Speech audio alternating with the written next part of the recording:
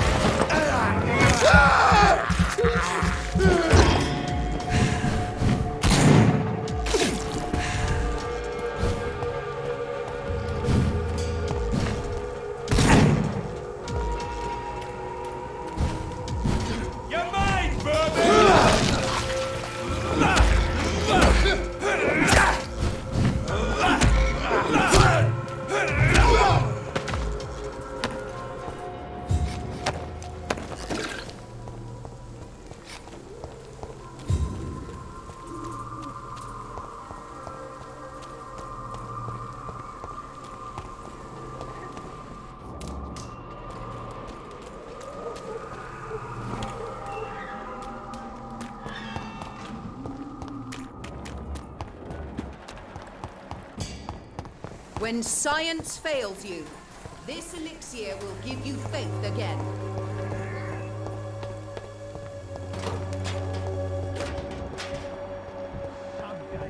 Me, Dan. I'll not die in some piss stinking alley.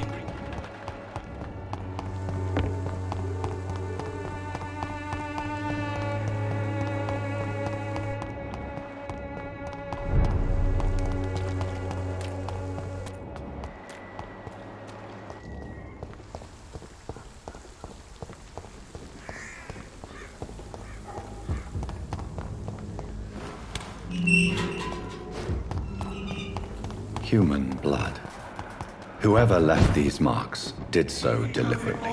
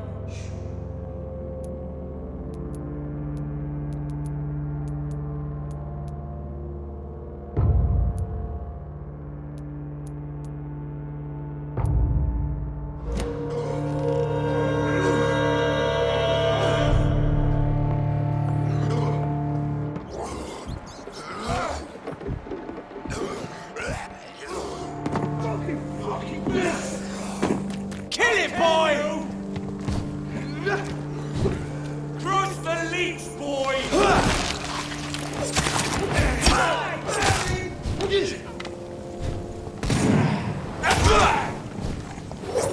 Burn it!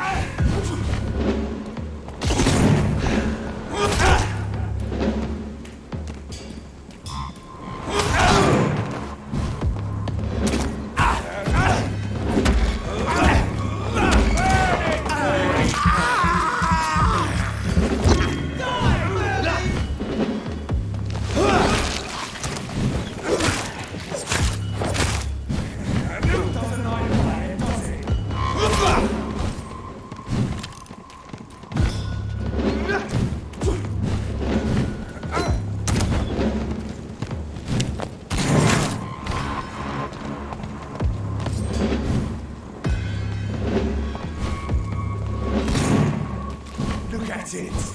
Gone up like killing!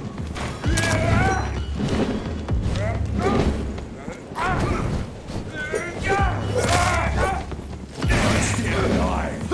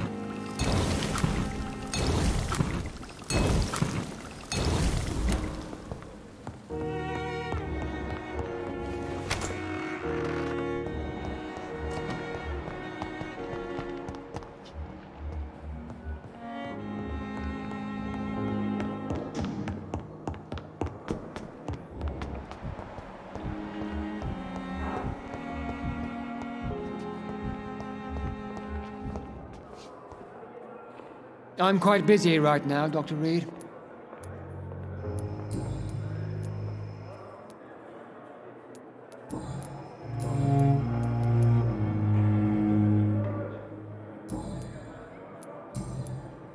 Tell me, Waverly, what do you think of Dr. Strickland's enthusiasm for his experimental research? Strickland is playing with his patients' lives for pride and glory.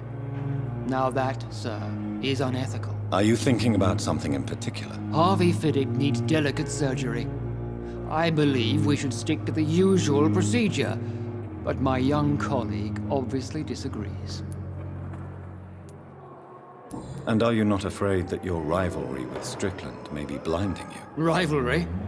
I guess you could call it that.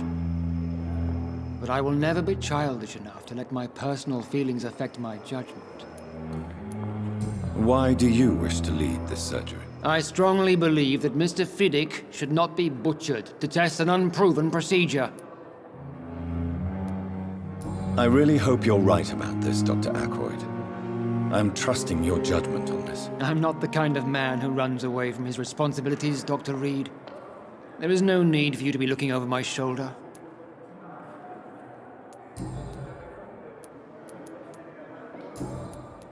Do you need my assistance? Don't be ridiculous. I'm capable of dealing with this myself. I've just not taken the time to do so. Then you are lucky that I have taken the time to do so. Consider it a gesture of solidarity between professionals. I wish this hospital could have received as much attention from you, Dr. Reed. We do not see you in surgery very often. Thank you for your time. We'll talk later.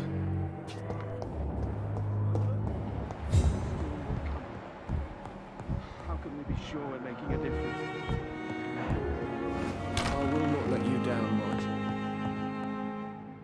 Good evening, Doctor. How is my son doing? Do you require medical attention as well, Mrs. Goswick? Do you know you're the only one who's asked me this? No. I don't feel well, actually. Despite what you think about this place, I can tell you with absolute certainty, taking this will help you recover. Well, at least your reputation seems well deserved. Unfortunately, I can't say the same for this hospital. Goodbye, Mrs. Goswick.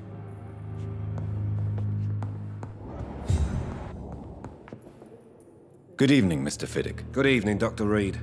Any news about my operation? Is there anything else that's bothering you? Can I help in any way? Really? Why has no one else asked me that since I got here? I thought I was in a hospital. Unfortunately, you are not the only person who needs help. And complaining about it won't do you any good. Well, perhaps you're right, Dr. Reed. I'm sure if me missus was still alive, she wouldn't be happy with me going on like this. Goodbye for now, Mr. Fiddick. I'll see you later. Sweet girl.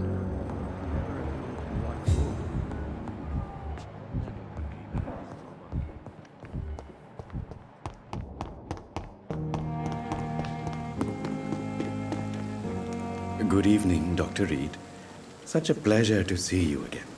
Do you need medical attention? Well, the proximity of the dead is not the most healthy company, even if the quiet can be appreciated. Don't take too many risks with your health, Mr. Chidana. None of us are immune to this disease. And that is a good thing.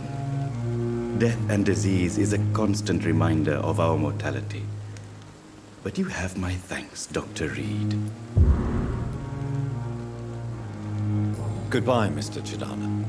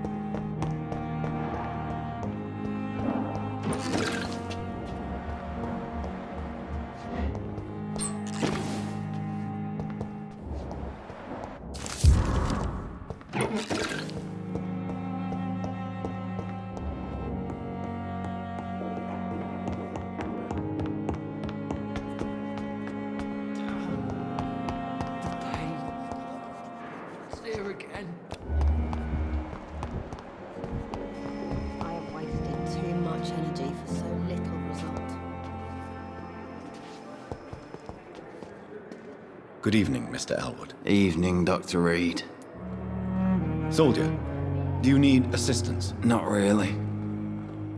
I think I caught something in this bloody hospital. I swear I'm dead, yet smiling inside, Dr. Reed. As long as you remain here, I will make sure you don't have to worry about your health. Don't think you can do much about it. Damage is done. Goodbye for now, Mr. Elwood.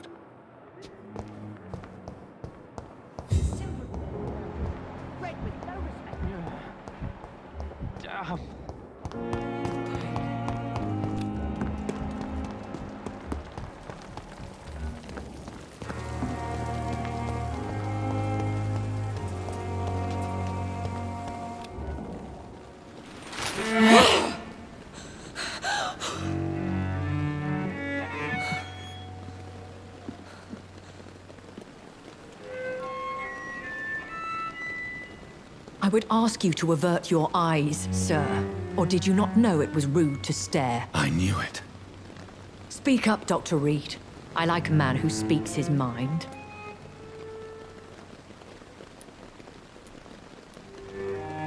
You killed him. He trusted you. And you killed him. Spare me your sarcasm, Jonathan. You are but newly born in this world.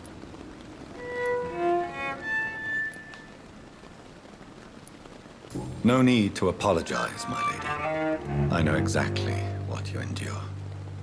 The situation is somewhat awkward nonetheless. I have not been observed sustaining myself for many decades. I have to say I'm a trifle embarrassed. Anyway, I have concluded my inquiries concerning your blackmailer. I see. Please excuse my agitated state. Under normal circumstances, I wouldn't let anyone see me in this condition. I must confess I have not put an end to the blackmail, my lady. Unfortunately, I could not bring myself to do it. I'm so disappointed in you, Jonathan. I didn't expect this from you. Lady Ashbury, you yourself admitted how ridiculous the sum of money was. I can assure you it was all used for charitable ends. Well, you are full of surprises, aren't you, Jonathan? All right, say I trust you, but you will still pay the ransom. That is only fair. After all, it was you who failed to bring this problem to a satisfactory conclusion. I believe I could agree to that. And since a lady always keeps her promises, I will now answer any questions you may have.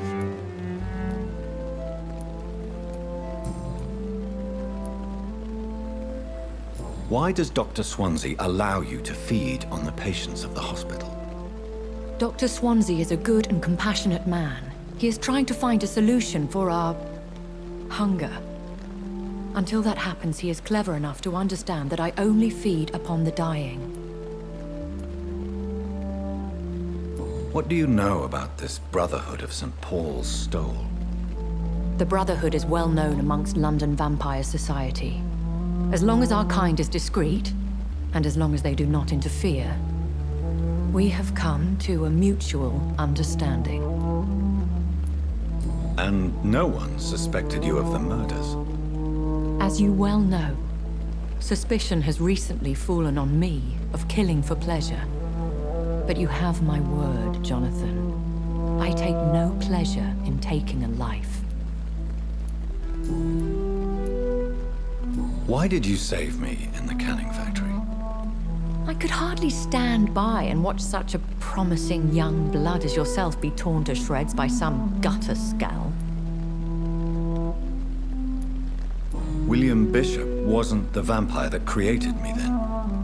No, Jonathan. Whatever their strength and demeanor, Scowls are the progeny of careless vampires. It cannot be the other way round. What type of vampire is a Scowl? Not a true vampire. The deformed offspring of lesser vampires. It is a shame these creatures run wild, slaves to their baser instincts. I know this is beyond the pale, but may I inquire your age? Really? And I thought you were gentlemen. If you must know, I'm 27. I've been 27 for a long time now, and 27 I shall remain. And who bestowed upon you this eternal youth? My maker. He left this isle a long time ago.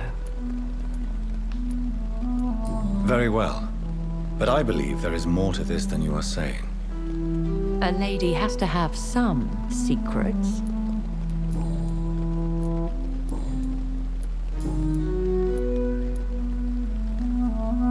I don't understand. Why was I created and then left for dead? That is a question only the one who made you can answer. It's not normal practice. I doubt even if you find him, he will answer you, considering how cruelly he treated you. So me being a vampire could have been a mistake. I very much doubt it, Jonathan. Contrary to the legends, it is not as simple to make another vampire by just biting someone. I'd like to avoid creating another vampire by mistake anyway. Tell me, how is it done? The process is dangerous. It could even kill your potential progeny. If you did decide to sire an offspring, they must drink of your blood, Jonathan. I've been hearing a voice talking in my head. Is this some kind of insanity? It feels like the voice of the vampire that created me. Hush. Tell no one this. It would be unwise to talk of such things amongst British immortals. Speak no more of your maker.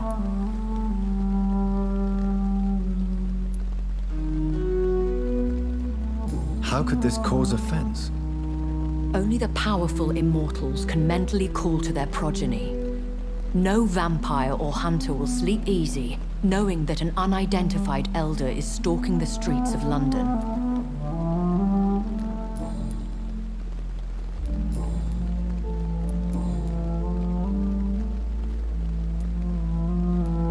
Are there many vampires here in London? Immortals are of a rare breed, and we often tend to hide. But you may occasionally meet some of us at night. Do you know any of them? Have you an idea of the identity of the vampire who attacked me? You mean your maker? No, Jonathan, I have no clue. But I fear he or she is as careless as cruel. To let you discover your new condition by yourself. What do you mean? Every now and then, you may discover an immortal in the deep of the night. But we are a rare and reclusive breed. Our progeny is almost never accidental. Will they all be as affable as you, my lady? I do not see why not.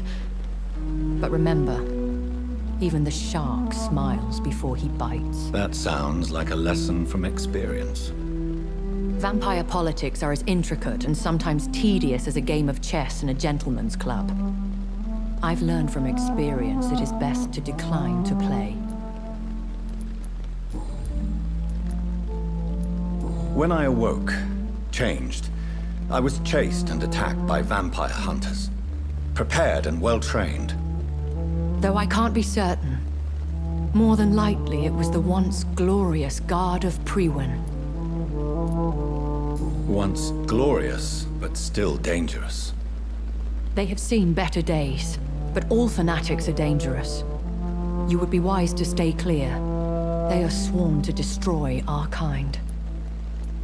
You make them sound like some sort of cult. More a society, and like all the best ones, a secret society.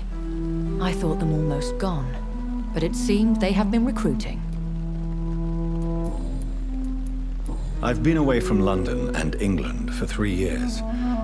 This isn't the city I remember. Things have gone from bad to worse here, Jonathan. I've lived in this city for a long time, and I've never seen it like this. The Spanish flu has hit London that bad. Yes, but it's not just that. I've heard things. Things I've not heard for a very, very long time. There are whispers in the shadows. Something far worse than the Spanish flu is here, in the city. What is it you fear?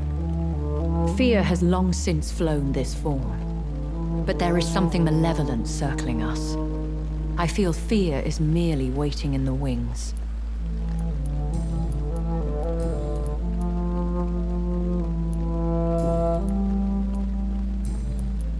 I bid you farewell, for now, my lady. I must quickly analyze the blood I took from Nurse Crane's patient.